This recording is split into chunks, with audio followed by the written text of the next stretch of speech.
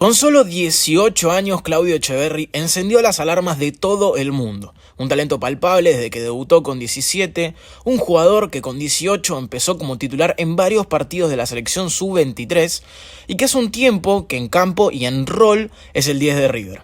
A Julián Álvarez, por ejemplo, lo compra el Manchester City con 22 años. Sin embargo, en el Diablito vieron un nivel potencial y un talento que los hizo obligarse a comprarlo 5 años de maduración antes. Pero claramente el título no es clickbait. Cada fin de semana vemos que el Diablito juega de enganche, enlace, 10 o como quieras decirlo, recibiendo atrás del 5 y buscando conectar pases clave o gambetas cortas para romper la defensa rival, basando principalmente su juego en talento y explosión. Y para el fútbol argentino la verdad es que parece sobrarle. El problema está en el fútbol europeo. Un juego explosivo y de talento por el medio, pero falto de pase, defensa o físico, no suele ser un juego que el primer nivel europeo lo favorezca.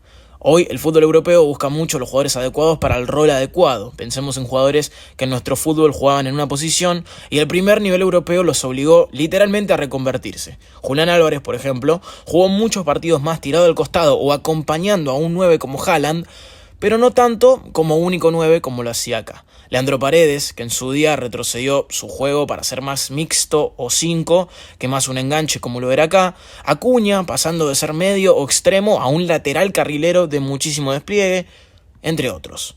Hoy la realidad del antecedente me muestra y me marca que el gran fútbol del Diablito no parece ser tan trasladable al primer nivel europeo. De por sí, en Europa se juega mucho con 4-3-3, cosa que lo perjudica para llevar su juego. Pero si no, los enlaces de los grandes equipos son jugadores como Musiala, Dani Olmo, Wirtz o en su propio equipo Kevin De Bruyne, que es mucho más completo. Hace un tiempo que es un problema para los jugadores sudamericanos que juegan en esta posición cuando después emigran su talento a Europa y se encuentran con la necesidad de proporcionar más cosas que un talento abrumador, y parece que solo con esa capacidad no alcanza. Por ejemplo, a nivel argentino suelen funcionar mejor y suelen ser más buscados los mediocampistas mixtos o de un carácter quizás más defensivo como Palacios, Varela, McAllister, Enzo, que los mediapuntas sobrados en talento como lo son el Diablito, Almada, Roleiser, o como lo fue en su momento Ángel Correa, trasladado del San Lorenzo al Atlético de Madrid, que se benefició del planteo que usa el Cholo con 2 mediapuntas, pero tuvo que quedarse en el banco mucho tiempo y saber aprovechar bien sus minutos.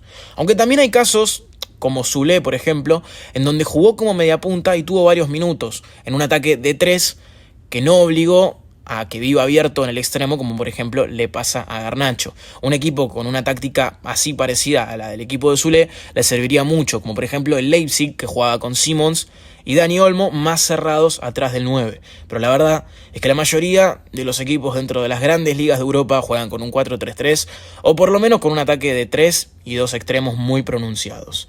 Hoy está lejos de transformarse en un interno o un segundo delantero, pero no sé si está tan lejos de ser un buen extremo, una posición en donde el talento sudamericano suele rendir frutos. Por ejemplo, Brasil, es impresionante la cantidad de extremos de nivel que proporcionan al fútbol europeo.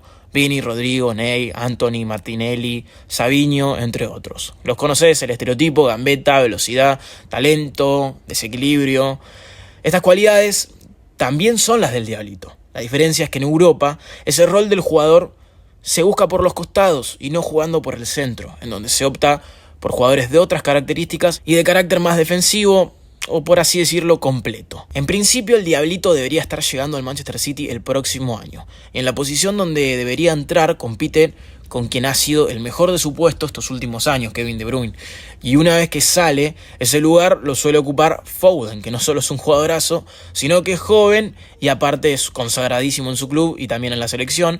Y asoma un tercer nombre, que es el de James McAtee, que tiene 4 años más que el Diablito y tiene casi 100 partidos en Premier ya. Seguramente si estás viendo la pretemporada del club, lo estás viendo bastante porque está jugando de titular.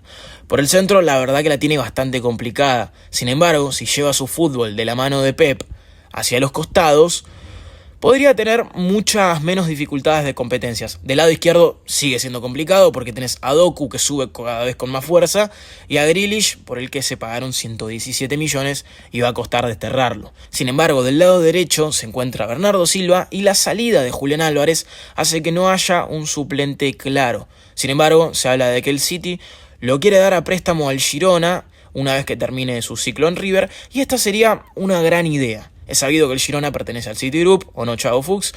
Y es un equipo que está en su mejor momento. Terminó la temporada siendo tercero, con un equipo en alza lleno de jóvenes. El esquema es un 4-2-3-1 con un enganche marcado. Y acá está lo interesante. Primero, la Liga Española no está en un gran momento, por lo que no tiene la competencia, ni el nivel, ni el despliegue que tiene la Premier. No es la misma exigencia la que vas a tener en el City con la que vas a tener en el Girona. Y de juego seguramente va a tener más libertades en movimiento y en traslado en el club español que en el inglés. A su vez, estamos hablando, como te dije, de un club con una muy buena base de jugadores jóvenes que se reforzó con nombres como por ejemplo Van de Beek, un equipo que si no se desmantela, la verdad, seguirá siendo, o por lo menos esa es la idea, de los top 8 de España mínimamente. Y si antes hablábamos de los nombres y las competencias de puestos que tenía el City, en el equipo español la situación es bastante diferente. Te dije que es un equipo de jóvenes consolidados, y eso lo vemos por ejemplo en los dos extremos y el 9. Sigankov, Savinho y Dovic son muestra clara de esto. Sin embargo, el medio de creación más ofensivo que tiene el equipo en el rol de titular es Iván Martín, un jugador que viene del Villarreal y que si bien es el titular, promedió 4 asistencias y 5 goles en 36 partidos jugados, muchísimo menos que los 6 goles y 17 asistencias en solo 23 partidos de Kevin De Bruyne esta temporada. Lo bueno en este caso es que Iván Martín no tiene el suficiente impacto ofensivo como para ser pieza totalmente irreemplazable, pero es un titular sólido de 25 años, por lo cual seguramente se va a quedar en el equipo y es el jugador al que si cae en el Girona, el Diablito debería superar. Y acá sí le tengo muchísima fe a que el jugador argentino se convierta en el 10 del club y comience su formación en el fútbol europeo, ¿por qué no siendo titular? O siendo titular, convirtiéndose en titular mucho antes de lo esperado. No pasa nada tampoco si va el Girona y juega 4 o 5 años asentándose y logrando ser de lo mejor del equipo, si el Girona sigue como esta última temporada subiendo.